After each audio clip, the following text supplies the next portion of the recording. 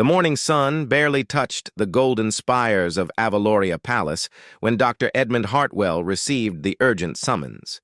His hands trembled slightly as he read the royal seal on the letter. After 20 years of serving as the kingdom's most trusted physician, he had never seen such desperate words from the palace staff. King Alexander of Avaloria had collapsed during the morning council meeting.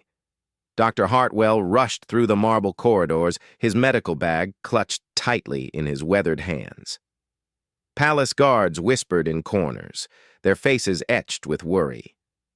The kingdom had enjoyed 30 years of prosperity under King Alexander's rule, and the thought of losing their beloved monarch sent waves of fear through every heart in the palace.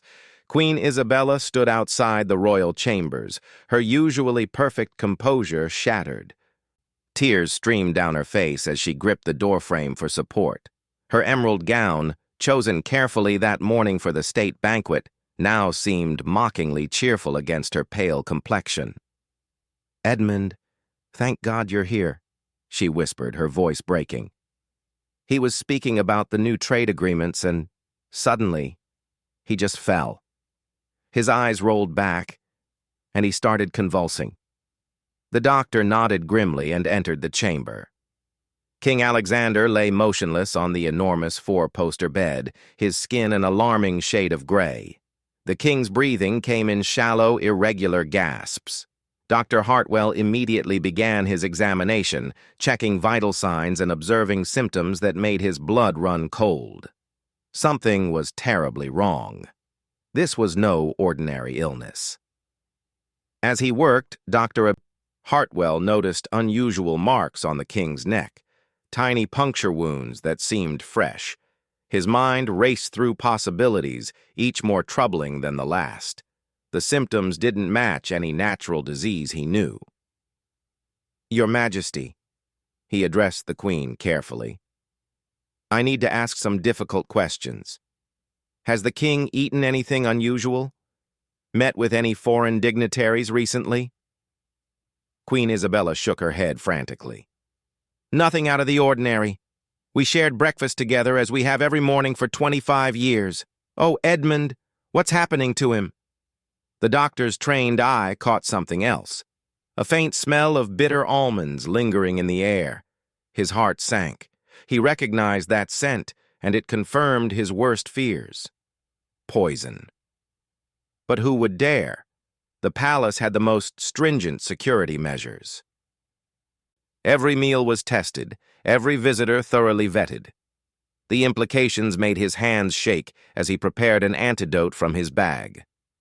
"I need you to remain calm, Your Majesty," Dr. Hartwell said, though his own pulse raced. "The king has been poisoned. I can help him, but we must act quickly and quietly. If word spreads, it could cause panic." The Queen's face went white as parchment. "Poisoned? But how? Who would—" She stopped mid-sentence, her eyes widening with a terrible realization. "The new trade negotiations. Lord Blackwood warned us that some nobles opposed the reforms." Dr. Hartwell administered the antidote while his mind worked furiously. Lord Blackwood, the king's most trusted advisor, had indeed been vocal about resistance from the old guard. But poison? This level of treason seemed unthinkable. "We must investigate carefully," the doctor said. "Trust no one except your most loyal guards. I'll need to examine everything the king consumed in the last 24 hours. As he worked to stabilize the king, Dr. Hartwell couldn't shake the feeling that this was merely the beginning. The poison was sophisticated, designed to mimic a natural illness. Whoever did this had medical knowledge and access to rare substances. Princess Catherine burst through the doors, her face flushed from running. At 19, she was the kingdom's darling, known for her intelligence and fierce loyalty to her parents. "Mother, I heard father collapsed. What's happening?" Queen Isabella caught her daughter before she could approach the bed. "Catherine, darling, your father is ill. Dr. Hartwell is treating him." The princess's sharp eyes moved between her mother and the doctor. She had inherited her father's keen intellect and immediately sensed the unspoken tension. This isn't just illness, is it? Dr. Hartwell and the Queen exchanged glances. There was no point hiding the truth from Catherine. She would figure it out anyway, and they might need her help. No, the doctor admitted quietly. Your father has been poisoned. We're trying to determine how and by whom. Catherine's face hardened with determination. The council meeting, I'll get the complete list of everyone present, every servant, every guard, every noble. She turned to leave, but paused. Doctor, that smell, is it cyanide? The doctor's eyebrows rose. The princess's education had been thorough indeed. A derivative, yes. Mixed with something else I haven't identified yet. The ancient texts in the library mention a poison called Night's Shadow, Catherine said. It was used in the Old Kingdom Wars. The symptoms match: convulsions, gray skin, puncture marks from where it enters the bloodstream. Dr. Hartwell felt a surge of hope. If they could identify the exact poison, he could create a more effective antidote. Can you find those texts? Catherine nodded and hurried away. Queen Isabella returned to her husband's bedside, taking his cold hand in hers. Will he survive, Edmund? I'm doing everything possible, the doctor assured her, though privately he worried. The king's pulse was weak, and the gray pallor hadn't improved despite the initial antidote. They needed more information and fast. A commotion in the hallway drew their attention. Lord Blackwood himself strode in, his usually composed face twisted with concern. The tall, distinguished advisor had served the royal family for decades, rising from humble beginnings to become the king's right hand. My God, Blackwood breathed, seeing the king's condition. I came as soon as I heard. How is this possible? The security protocols failed, Queen Isabella said coldly. Someone managed to poison my husband despite all our precautions. Lord Blackwood's face darkened. The reform opponents have grown bolder, but I never imagined they would attempt regicide. Your Majesty, we must consider the succession. If word spreads that the king is incapacitated— My husband is not dead, the Queen snapped. Dr. Hartwell will save him. The advisor bowed apologetically. Of course, Your Majesty, forgive me. I only meant we must prepare for all possibilities. The kingdom's stability depends on showing strength. Dr. Hartwell observed this exchange while continuing his treatment. Something in Lord Blackwood's manner seemed off. The advisor appeared genuinely concerned, yet there was an undercurrent of anticipation? The doctor filed this observation away for later consideration. Hours passed in tense silence. Dr. Hartwell tried various treatments, drawing on decades of medical knowledge. The king's condition stabilized, but didn't improve. He remained unconscious, balanced on a knife's edge between life and death. Princess Catherine returned with an armload of ancient books, her lady's maid Sarah helping her carry them. I found references to Night's Shadow, she announced. And doctor, you need to see this. She opened a leather-bound tome to a marked page. The illustration showed a plant with distinctive purple flowers and silver-edged leaves. Below it, text in old script described the poison's effects and, crucially, its antidote. Moonbell flowers, Dr. Hartwell read. They grow only in the northern mountains. But the text says the antidote must be prepared within 48 hours of poisoning or— He didn't finish the sentence. We'll send riders immediately, Queen Isabella declared. Our fastest horses— Your Majesty, Lord Blackwood interrupted. The northern passes are treacherous this time of year. It would take at least 3 days, even riding hard. The Queen's face crumpled. Then what are we to do? Dr. Hartwell's mind raced. There had to be another way. The royal greenhouse. Doesn't the head gardener cultivate rare medicinal plants? Hope flickered in the Queen's eyes. Yes, Master Chen has the most extensive collection in the kingdom. I'll go, Princess Catherine said. Sarah, come with me. As the princess rushed out again, Dr. Hartwell noticed Lord Blackwood's jaw tighten almost imperceptibly. Interesting. The advisor quickly schooled his features back to concern. "Your Majesty," Blackwood said smoothly, "perhaps we should discuss contingency plans. The council will expect—" "The council can wait," Queen Isabella said firmly. "My only concern now is my husband's recovery." A knock at the door interrupted them. Captain Marcus of the Royal Guard entered, his scarred face grave. "Your Majesty, we've completed the initial investigation. All food testers are accounted for and healthy. However," he hesitated. "Speak freely, Captain," the Queen commanded.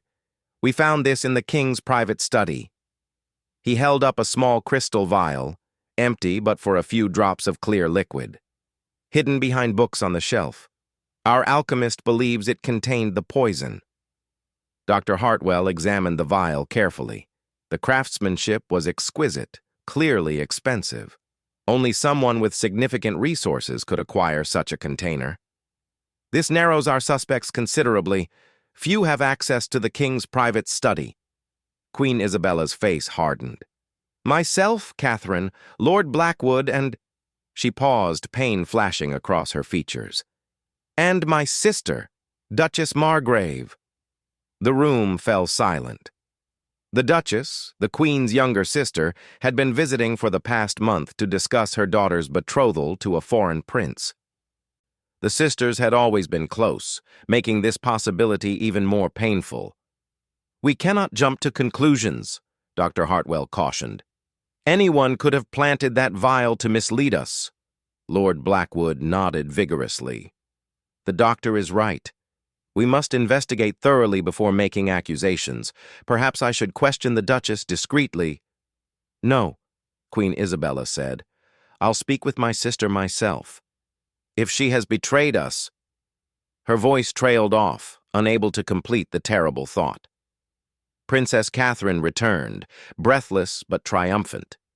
"Master Chen had 3 moonbell plants. He's preparing the extraction now." Relief flooded the room, but Dr. Hartwell tempered his optimism. They still needed to identify the poisoner to prevent another attempt, and something about this whole situation felt orchestrated, as if they were being led down a specific path. As he prepared to receive the moonbell extract, Dr. Hartwell made a decision. He would save the king, but he would also uncover the truth. Too many pieces didn't fit. The convenient placement of the vial, Lord Blackwood's subtle reactions, the timing with the reform negotiations. The doctor glanced at the unconscious king. "Hold on, Your Majesty," he thought. "We'll save you and expose whoever did this." But even as hope grew with the promise of an antidote, Dr. Hartwell couldn't shake the feeling that the real danger was just beginning. Whoever had done this was clever, resourceful, and still hiding among them. The game of survival and truth had only just begun in the palace of Avaloria. Master Chen worked through the night preparing the moonbell extract. The elderly gardener's hands moved with practiced precision, crushing the delicate petals and mixing them with rare minerals according to the ancient formula. Dr. Hartwell watched anxiously, knowing every minute counted. Queen Isabella had left to confront her sister, taking only Captain Marcus for protection. The palace felt eerily quiet, as if holding its breath. Princess Catherine remained by her father's bedside, reading to him from his favorite poetry collection, hoping her voice might reach him in his darkness. "The extract is ready," Master Chen announced at dawn, presenting a small vial of luminescent blue liquid. "But, Doctor, I must warn you. The texts speak of side effects. The king may experience visions, temporary madness as the poison leaves his system."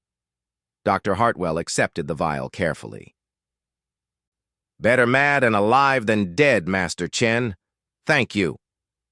As he administered the antidote, the doctor noticed Lord Blackwood had returned. The advisor stood in the doorway, his expression unreadable. "Any word from Her Majesty?" "Not yet," Princess Catherine replied coolly. She had never fully trusted Blackwood, finding him too eager to please, too quick with solutions. "I'm sure she'll return soon." The king's body suddenly convulsed. His eyes flew open, wide and unseeing, as he gasped for air. Dr. Hartwell held him steady while the antidote worked through his system. King Alexander's lips moved, forming words no one could hear. "Father." Catherine leaned close, trying to understand. "The crow flies. At midnight," the king whispered, his voice raw. "Trust no one." "The dove." Lord Blackwood stepped forward quickly. "He's delirious. The poison affects the mind." But Dr. Hartwell noticed the advisor's face had gone pale. The king's words meant something to him. The doctor filed this away as another piece of the puzzle. Queen Isabella returned as the sun fully rose, her face a mask of controlled fury. Behind her, guards escorted Duchess Margrave, whose own face was tear-stained and desperate. "Tell them what you told me," the Queen commanded her sister. The Duchess, a woman who normally carried herself with elegant pride, looked broken. I was approached 3 weeks ago. They knew about my debts, about my husband's gambling. They offered to clear everything if I just placed something in Alexander's study." "Who?" Dr. Hartwell asked sharply. "Who approached you?" "I don't know," the Duchess sobbed. "They sent messages through intermediaries. They said it was just to frighten him, to make him reconsider the reforms. They swore it wouldn't be fatal." Princess Catherine stood slowly, her young face hard with anger. "You believed them? You risked my father's life for money?" "I had no choice. They threatened to expose Margaret's indiscretions. She would have been ruined, unable to marry anyone, let alone a prince." The mention of her daughter broke the Duchess completely. She collapsed into a chair, weeping. Queen Isabella watched her sister with a mixture of pity and disgust. "Lock her in the tower," the Queen ordered Captain Marcus. "Gently, but securely. We'll deal with her betrayal after we save the king." As guards led the Duchess away, Dr. Hartwell processed this information. Someone had manipulated a desperate woman, using her as a tool. But who had such detailed knowledge of the royal family's private affairs? The king stirred again, more lucid this time. "Isabella?" he called weakly. The queen rushed to his side, tears of relief streaming down her face. "I'm here, my love. You're safe now." "No." King Alexander struggled to sit up. "Not safe. The conspiracy, deeper than you know. Blackwood—" "Your Majesty should rest," Lord Blackwood interrupted smoothly. "The poison has affected your judgment." But the king's eyes cleared, fixing on his advisor with startling intensity. "I know what you've done, old friend. The letters. In my desk. Second drawer. False bottom." Captain Marcus moved immediately toward the door, but Blackwood was faster. The advisor pulled a hidden blade from his sleeve, pressing it to Princess Catherine's throat before anyone could react. "Nobody move," Blackwood commanded, his cultured voice now cold as winter stone. "I had hoped it wouldn't come to this." "Let her go!" Queen Isabella screamed, starting forward. "Stay back!" Blackwood tightened his grip on Catherine, who remained remarkably calm despite the blade at her throat. "You don't understand. The reforms would have destroyed everything. The old families, the traditional ways, all sacrificed for Alexander's vision of progress." Dr. Hartwell slowly reached for his medical bag. "So you orchestrated all of this, used the Duchess as your pawn," Blackwood laughed bitterly. "Orchestrated? I've been planning for years, placing allies in key positions, gathering information, waiting for the perfect moment. The Duchess was easy to manipulate. Her debts made her desperate." "You were my friend," King Alexander said weakly from the bed. "I trusted you with everything. And I served you faithfully." Blackwood's composure cracked. "Until you decided to tear down everything our ancestors built. The noble houses that made this kingdom great, reduced to nothing more than ceremonial titles.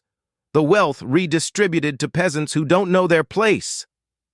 Princess Catherine spoke carefully, feeling the blade against her skin. So you decided to kill him? That was your solution? I never wanted him dead, Blackwood insisted.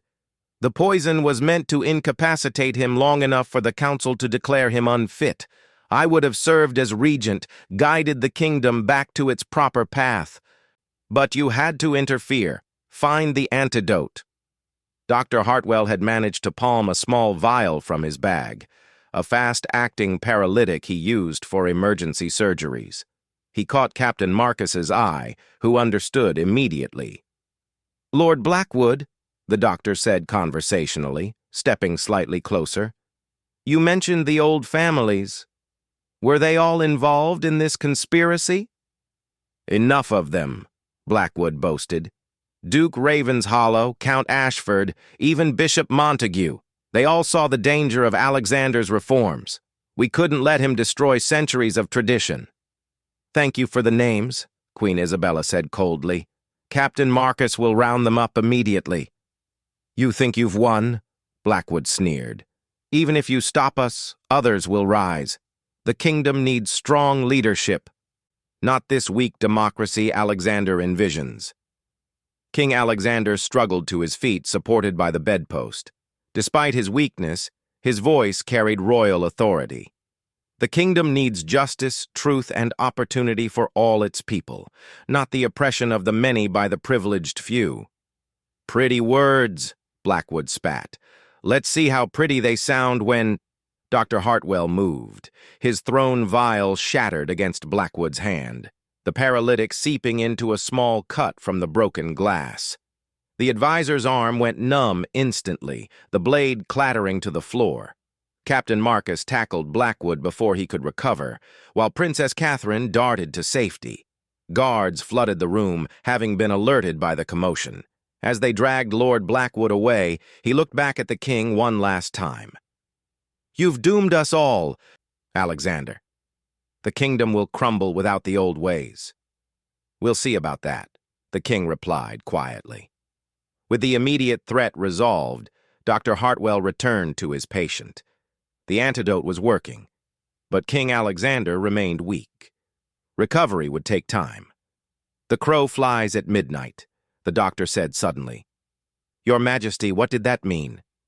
The king managed a weak smile. An old code Blackwood and I used in our youth. It meant danger was coming. Even poisoned, some part of me recognized his involvement. His face grew sad. We were boys together, you know. I thought that bond meant something. Queen Isabella took her husband's hand. People change, my love. Power corrupts even the best of friendships. Princess Catherine, shaken but determined, spoke up. We need to act quickly. If Blackwood was telling the truth about his co-conspirators, they might flee or worse, attempt another attack. Captain Marcus nodded. I'll deploy units immediately, Your Highness. We'll have them in custody before nightfall. As the captain left to organize the arrests, Dr. Hartwell continued monitoring the king's recovery. The worst had passed, but the poison had taken its toll. It would be weeks before King Alexander fully regained his strength. Doctor, the king called softly, I owe you my life. How can I repay such a debt? Live, Your Majesty, Dr. Hartwell replied simply. Live and continue your work. The kingdom needs the future you envision, not the past Blackwood tried to preserve. Over the following days, the full extent of the conspiracy emerged. Letters found in Blackwood's quarters revealed a network of conservative nobles who had plotted not just against the king, but against the entire reform movement. They had planned to install a puppet ruler and reverse decades of progress.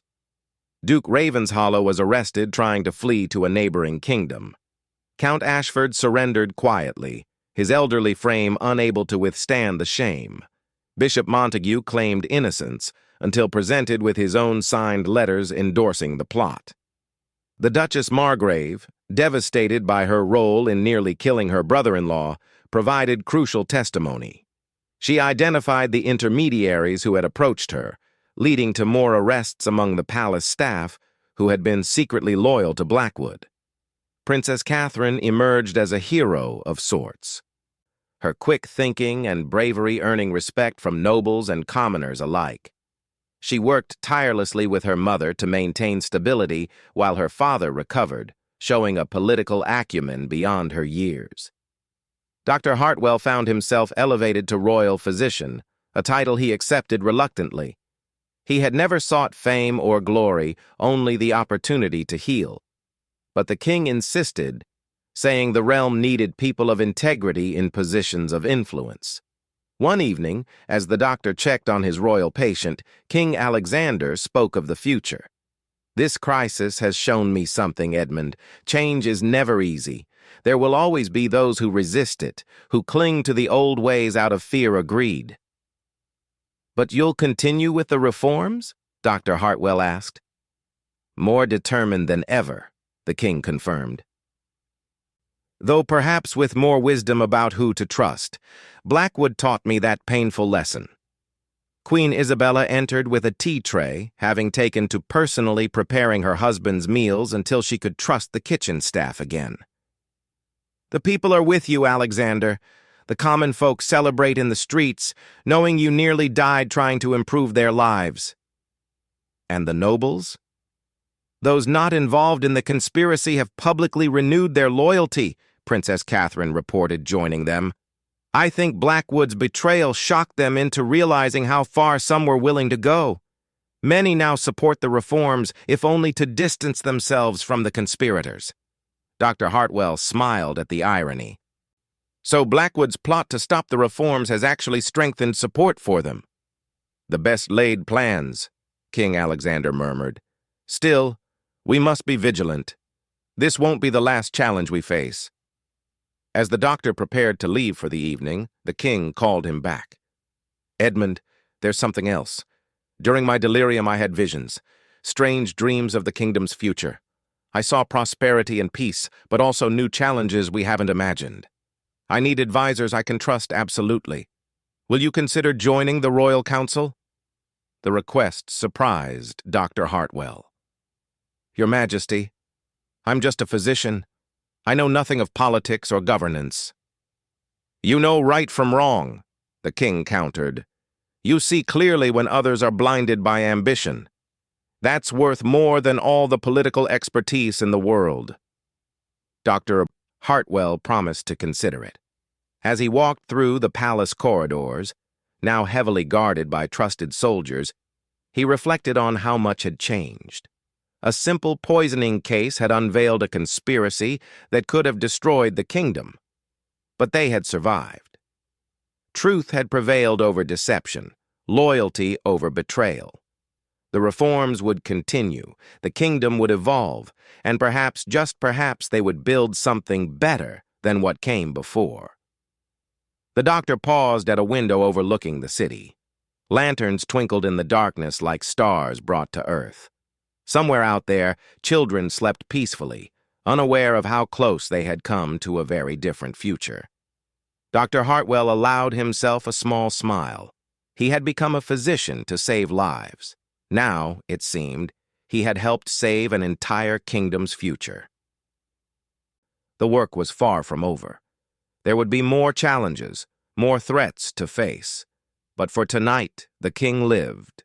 The conspiracy was broken, and hope remained stronger than fear. Tomorrow would bring new battles. Tonight, they had won. 6 months had passed since the poisoning that nearly claimed King Alexander's life. The Great Hall of Justice, rarely used in recent decades, now hosted the most significant trial in Avaloria's history. Lord Blackwood and his co-conspirators faced judgment for high treason. Dr. Edmund Hartwell, now serving as both royal physician and council advisor, watched from the gallery as the proceedings unfolded. The king had insisted on a public trial, believing transparency would help heal the kingdom's wounds. King Alexander, fully recovered though bearing new lines of wisdom on his face, presided personally over the trial. Queen Isabella sat beside him, her presence a reminder of the royal family's unity. Princess Catherine, having proven herself during the crisis, now served as royal prosecutor, her sharp legal mind dissecting the conspirators' actions. "Lord Blackwood," Catherine addressed her father's former friend, "you stand accused of attempted regicide, conspiracy to overthrow the crown, and manipulation of royal family members for treasonous purposes. How do you plead?" Blackwood, his once proud bearing diminished by months in prison, stood straight nonetheless. "I plead guilty to all charges, Your Highness, but I maintain that my actions were motivated by love for this kingdom, not personal gain." Murmurs rippled through the packed hall. Nobles and commoners alike had come to witness justice being served. Dr. Hartwell noticed how different the crowd was from traditional royal gatherings. Merchants sat beside dukes, craftsmen near countesses. The reforms were already changing Avaloria's social fabric. "Love for the kingdom?" Princess Catherine's voice carried controlled fury. "You nearly murdered my father. You manipulated my aunt, destroyed families, and would have plunged us into civil war.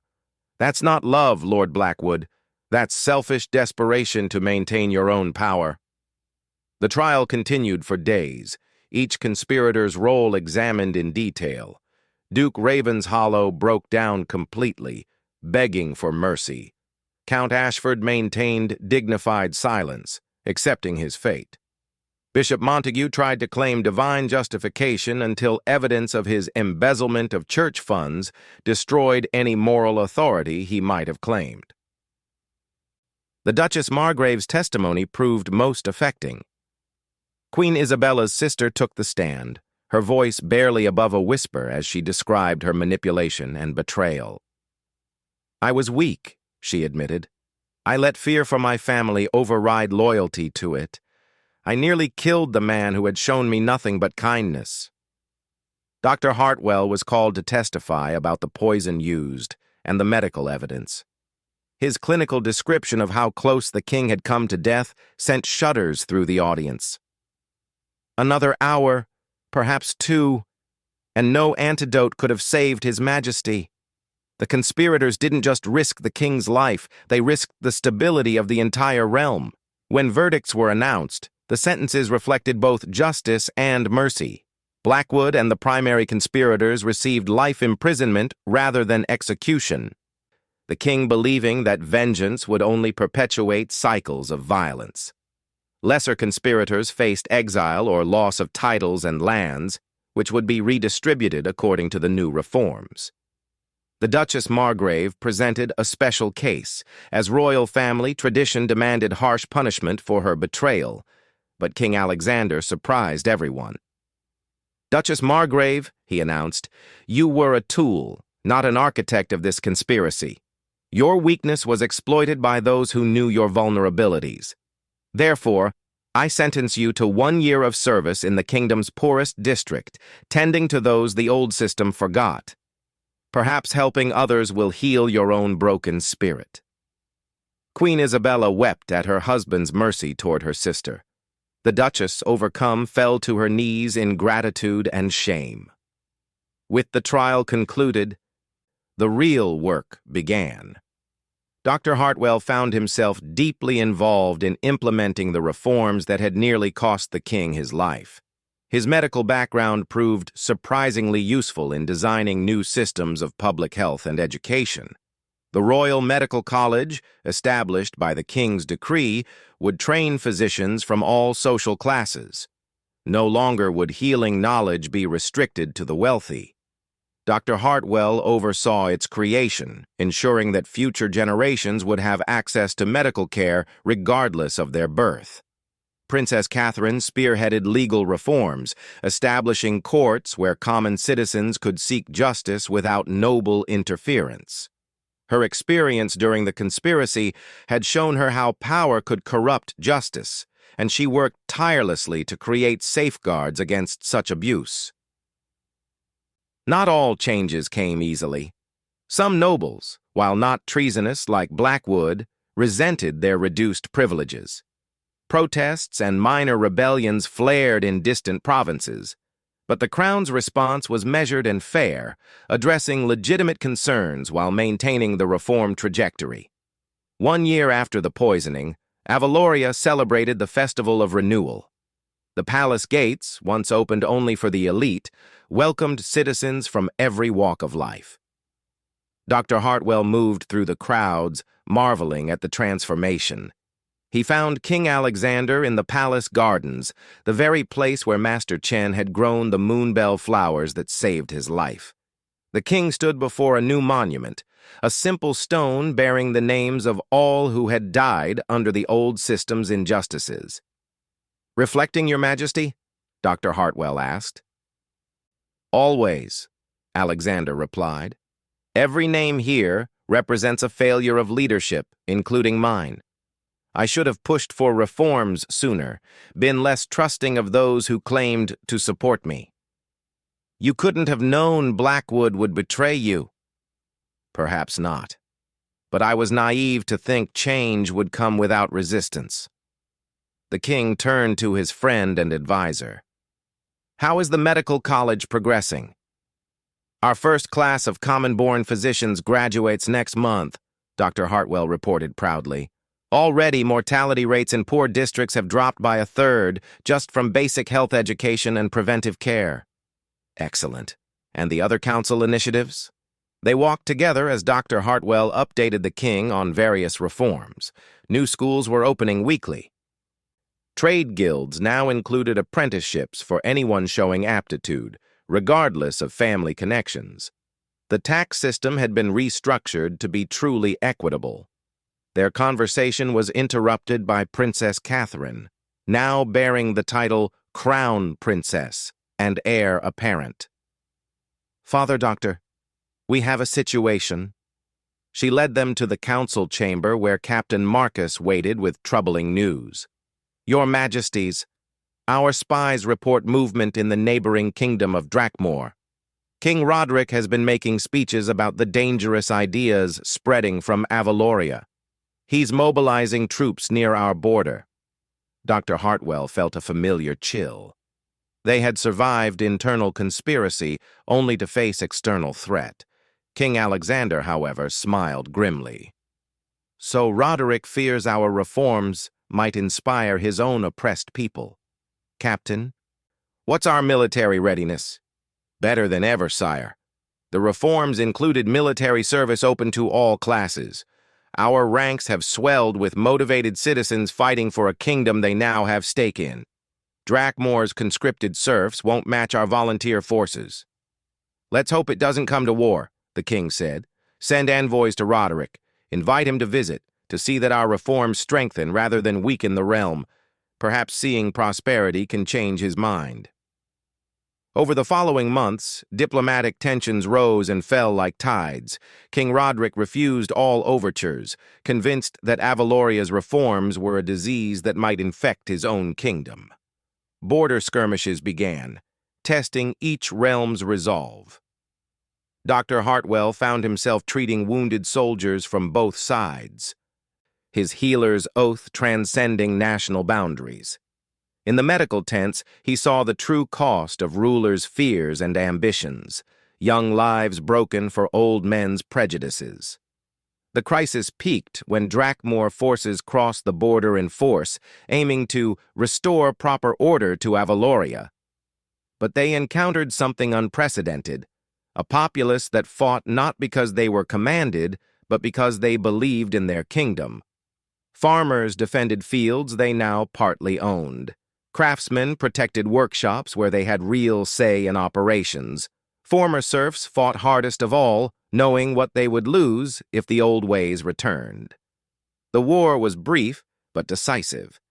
Drakmor's forces, expecting easy victory against a weakened kingdom, instead faced motivated defenders using innovative tactics developed by officers promoted on merit rather than birth. Dr. Hartwell coordinated medical corps that saved countless lives on both sides. His field hospitals became models of efficiency, staffed by his newly trained common-born physicians who worked alongside noble-born doctors as equals. The turning point came when Drakmore soldiers, seeing how Avaloria's common soldiers were treated with respect, good equipment, and fair pay, began defecting. Why fight to preserve a system that kept them in chains when freedom beckoned across the border? King Roderick, faced with crumbling military support and rising unrest at home, sued for peace. The treaty negotiations took place in the same Hall of Justice where Blackwood had been tried. "You've won this round, Alexander," Roderick admitted bitterly. "But ideas can't be stopped by swords forever. Your reforms will spread like wildfire, burning down everything we've built." "Perhaps," King Alexander replied calmly. "But from those ashes, something better will grow. Join us, Roderick. Reform your own kingdom. Give your people hope instead of fear." The visiting king left without accepting the offer, but Dr. Hartwell noticed thoughtful looks among his retinue. Seeds had been planted. 5 years after the poisoning that started it all, Dr. Hartwell stood once again in the palace gardens. But now, these gardens were public spaces where citizens could walk and children could play. The exclusive enclave had become a shared treasure. King Alexander found him there, older now, but with eyes still bright with purpose. "Remembering, old friend." "Always, Your Majesty. It seems a lifetime ago that I raced through these halls to save your life." "You saved more than my life, Edmund. You helped save the kingdom's soul."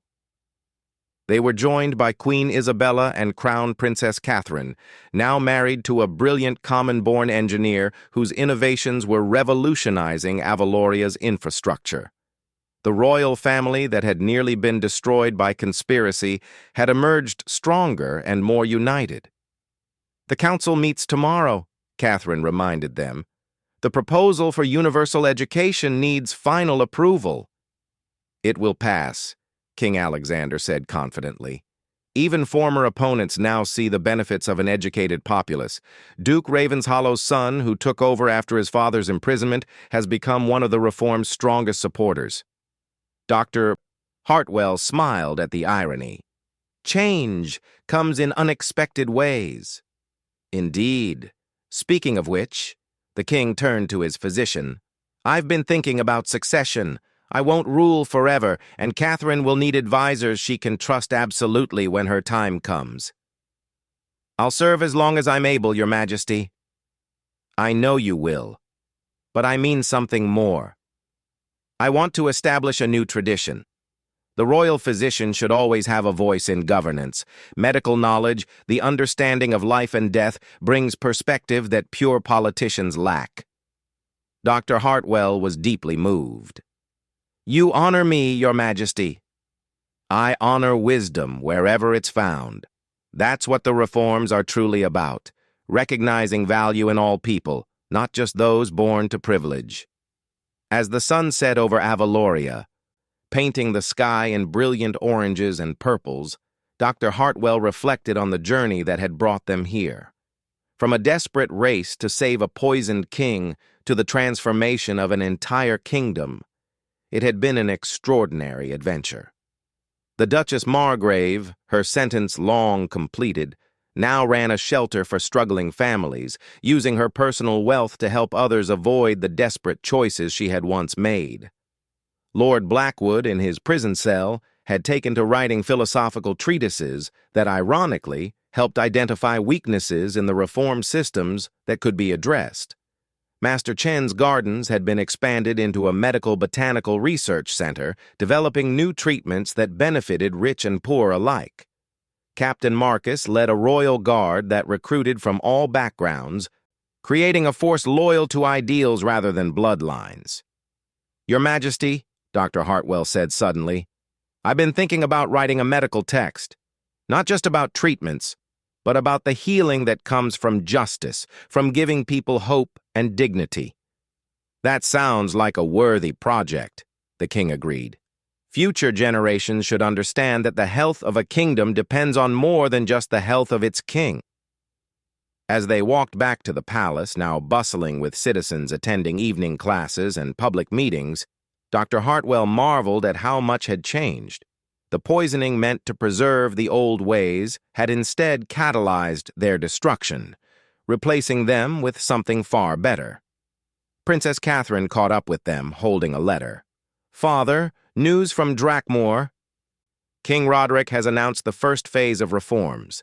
He's starting with basic education rights for all children." King Alexander smiled broadly. "So the fire spreads, just as he feared. But it's a cleansing fire, burning away injustice and ignorance." "There will be challenges," Dr. Hartwell cautioned. "Other kingdoms may unite against the spread of reforms. Internal resistance may resurface." "Then we'll face them as we have everything else," Queen Isabella said firmly. "Together, with truth and justice as our guides." That night, as Dr. Hartwell retired to his chambers, he began writing his treatise. The first line came easily. "True healing begins when we recognize that all lives have equal value and that the health of one affects the health of all." Outside his window, Avaloria slept peacefully.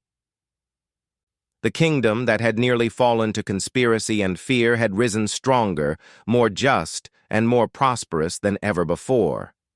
The poison meant to kill had instead become the catalyst for rebirth. Dr. Edmund Hartwell, once just a simple physician, had helped heal not just a king, but an entire realm. And the treatment would continue, spreading hope and justice like medicine for the soul, until all kingdoms recognized the simple truth that had saved Avaloria. Power shared is power multiplied, and a kingdom's strength lies not in the might of its nobles, but in the hope of all its people. The story of the poisoned king would be told for generations, not as a tale of treachery triumphant, but as proof that even from the darkest betrayal, the light of justice could emerge victorious. And in that light, all of Avaloria's children, noble and common alike, could finally thrive.